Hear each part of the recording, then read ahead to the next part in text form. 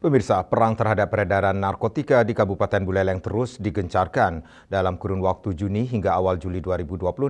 Satres Narkoba Polres Buleleng berhasil mengungkap 9 kasus penyalahgunaan narkotika, mengamankan 10 tersangka serta menyita puluhan gram sabu. Sebanyak 10 tersangka diamankan dalam pengungkapan 9 kasus narkotika yang terjadi sepanjang Juni hingga awal Juli 2026.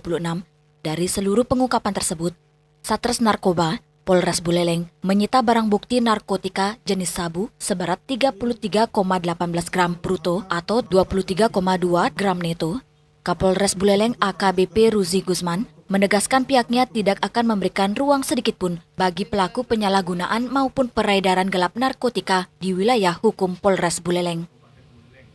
Menurut Kapolres, seluruh tersangka beserta jaringan yang berhasil diungkap telah dimasukkan ke dalam basis data kepolisian. Langkah ini dilakukan untuk memudahkan pengembangan penyidikan dan membongkar jaringan peredaran narkotika yang lebih luas.